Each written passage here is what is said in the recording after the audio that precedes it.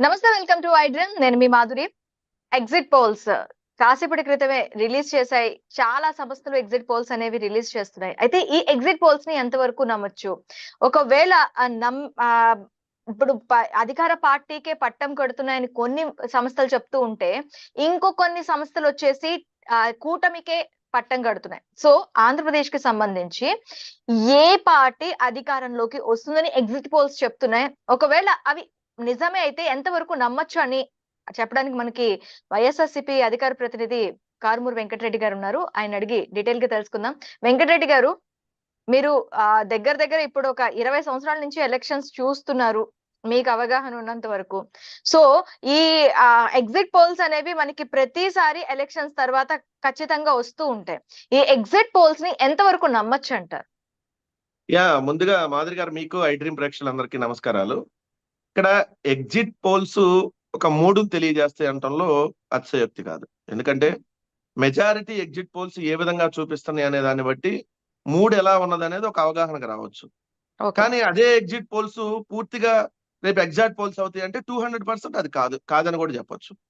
ఎందుకంటే 2014 ఎన్నికల్లో మొత్తం ఎలక్షన్స్ రిజల్ట్స్ అన్ని వైఎస్ఆర్సీపీ గెలిచేసిద్దని చెప్పారు. కానీ జగన్మోహన్ రెడ్డి గారు ఆ ఎన్నికల్లో ఓడిపోవడం జరిగింది కేవలం 1.5% ఓటింగ్ తో. 2019 ఎన్నికల్లో లగడపాటి రాజగోపాల్ తెలుగుదేశానికి 150 సీట్లు వస్తాయని చెప్పాడు. కానీ వైఎస్ఆర్సీపీకి వచ్చింది 151 సీట్లు.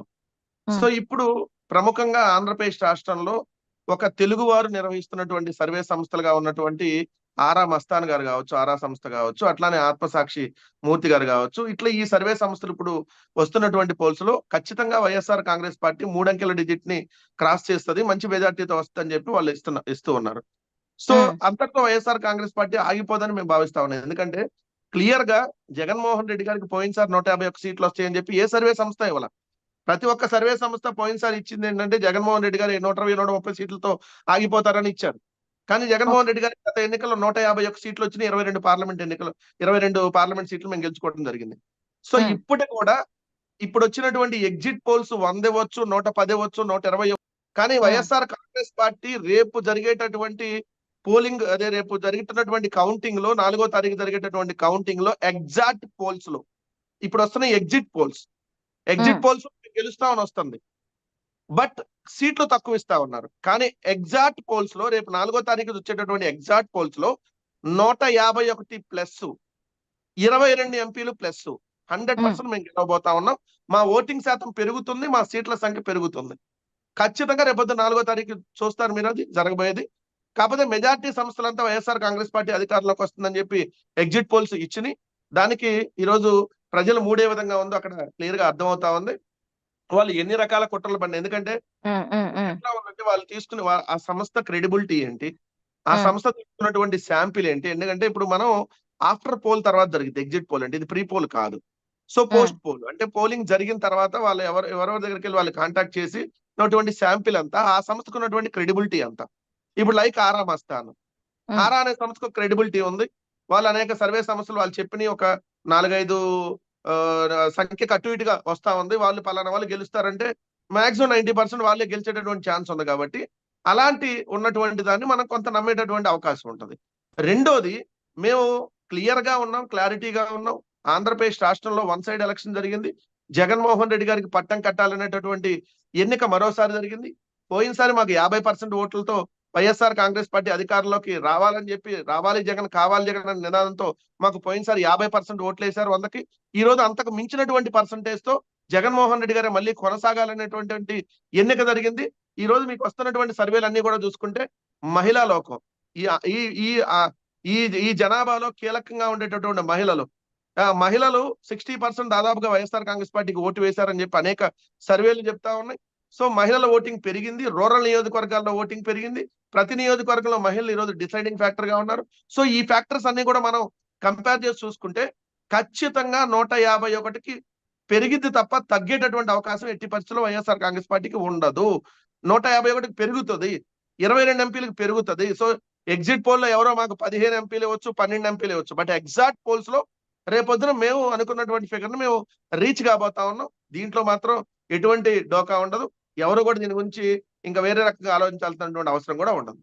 అయితే ఎగ్జిట్ పోల్ కన్నా ముందు మీరు ఎగ్జాక్ట్ పోల్ కే ఎక్కువగా మొగ్గు చూపుతామంటారు. దట్ ఇస్ ద ఫైనల్ కదా. ఎందుకంటే నేను ఏమంటున్నాను, ఇప్పుడు ప్రీ పోలో లేదంటే exit polo, this is not final. Final is exact pole. That means exact pole లో 4వ తారీఖు వచ్చేటటువంటి రిజల్ట్ అల్టిమేట్. దాన్ని ఎవరు కూడా కాదనలేరు. అది మాకు ఒక 4 సీట్లు తక్కువ వచ్చినా లేదు ఇది కుదరదంటానికి కాదు కదా.